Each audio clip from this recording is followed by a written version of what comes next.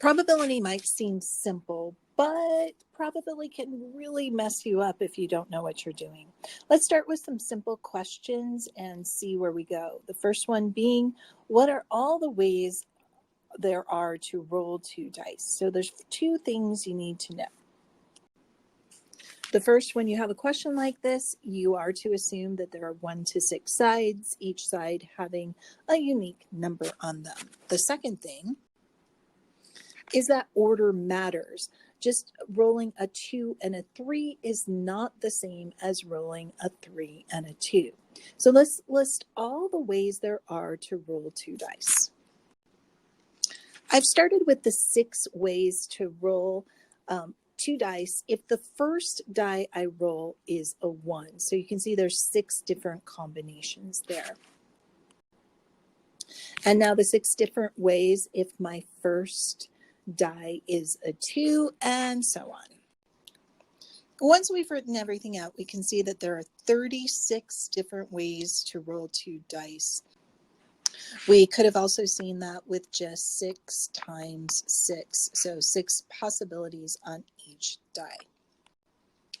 Looking at the different probabilities, we want to find the 2 dice that have a sum of 6.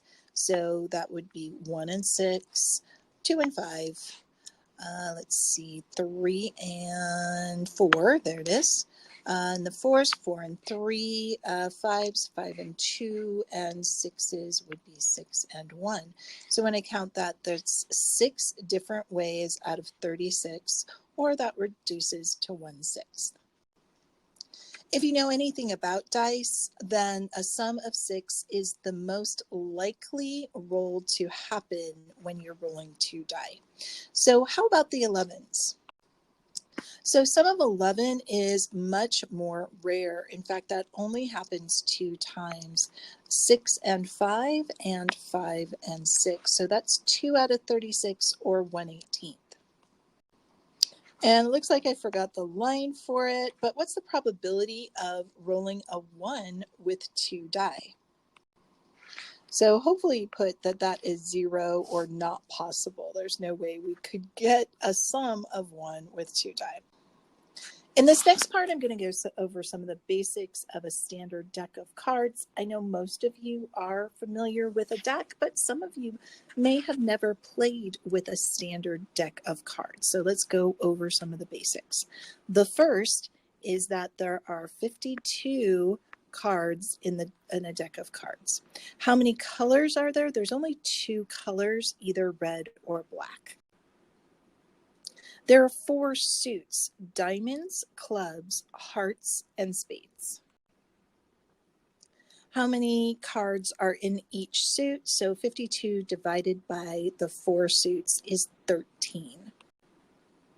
Face cards for our purposes will always be kings, queens, and jacks. I know some of you think about aces, but aces are part of the royal suit, not necessarily a face card.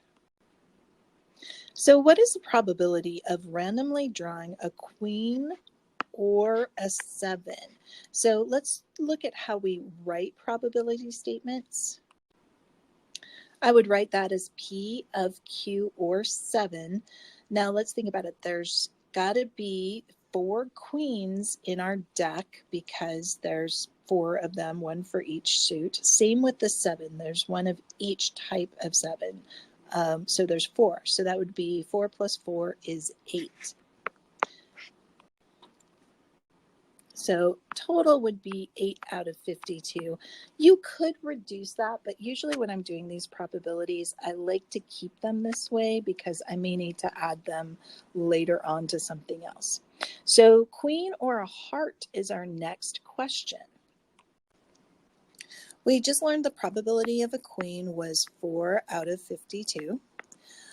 Plus, now hearts, that's an entire suit. So that would be 13 out of 52. But what we have to remember here is this is something that we call, this is not mutually exclusive. In other words, there is one card that belongs to both of these groups, and that is the Queen of Hearts. So since the Queen of Hearts is represented in both groups, we need to remember to subtract it because it's being double counted. So we only want it to be counted once. So there's this one card, this Queen of Hearts, that must be subtracted out of our total. And that will give us now a total of 16 out of 52. Once again, you could reduce this, but that we are really done with our answer. So what's the probability of pulling a queen and a 7? And hopefully you figured it out. We can't have a card that's both a queen and a 7, so that would be 0 out of 52 or just 0. Now that we've done some practice with some simple probability examples, let's go through some definitions that we'll need for AP statistics. The first being sample space. So a sample space is just a set of all possible outcomes of a chance process. So if we looked at our first example above, when I listed all the possible ways to roll a pair of die, that is our sample space. Probability model is a description of a chance process that includes first a sample space S, like we saw above, and then second, a probability for each outcome. So if I had also included the probability of each event, well, any one of those outcomes is 1 out of 36. But if I start talking about the sum of the two die, then that will change the probability for each outcome. And I would have to list every single one of them.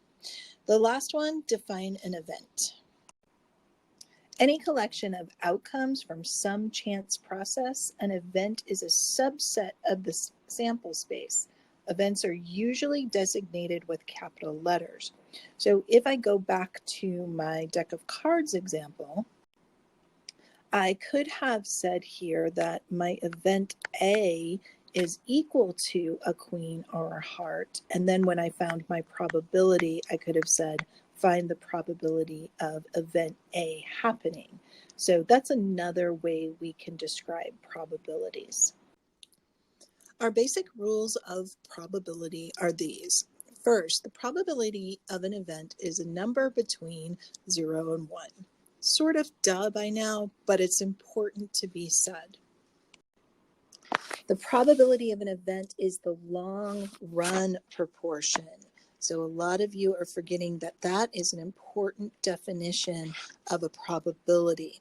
It's the long run proportion of repetitions on which the event occurs. It's that concept of our law of large numbers. The proportion then becomes our probability. So just realize that proportions and probability can be used interchangeable. They're the same idea. Proportions also of these kind of events will also fall between 0 and 1. And finally, any event with a probability of 0 will never occur. Probability of 1 will always occur. And if it's 0.5, it will occur half the time in the long run.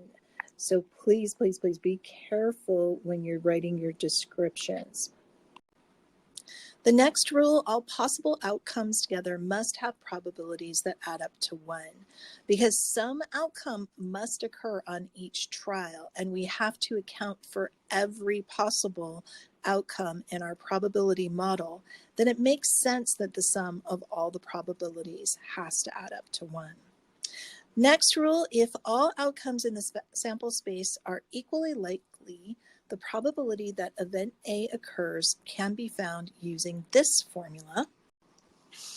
The number of outcomes corresponding to that event and the total number of outcomes in the sample space. So our examples where we found the probabilities of drawing a queen and a heart or a queen and a 7, that is an example of this probability model.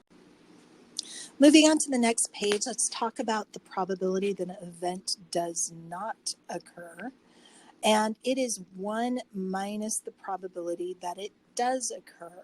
So for example, If an event occurs 70% of the time, the probability it won't occur is 100%. So don't forget that 1 in percentile will be 100%. Minus 70% equals 30%. We refer to any event not A. So saying, hey, if event A is 70%, then not A is 30%. This is the complement. So here's a new word for you. Complement, like just like giving someone a compliment, but in our case, it actually means the opposite. So the complement of A is denoted by the notation A subscript C. I guess that's superscript C. And our final rule is if two events have no outcomes in common, the probabilities that one or the other occurs is the sum of their individual probabilities. This would be like our example earlier with a deck of cards, drawing a queen or a 7. Then we know that we can't draw one card and it be both a queen and a 7. So that probability has to be the individual probability of each event added together. The probability of that event is going to be the 4 queens out of the 52, and then the 4 sevens out of the 52, which adds up to 8 out of 52. At this point, you could reduce that, and that would be 2 out of 13. I feel like that's a good place to sign off. So let's see how you're doing so far, and I'll see you on video B.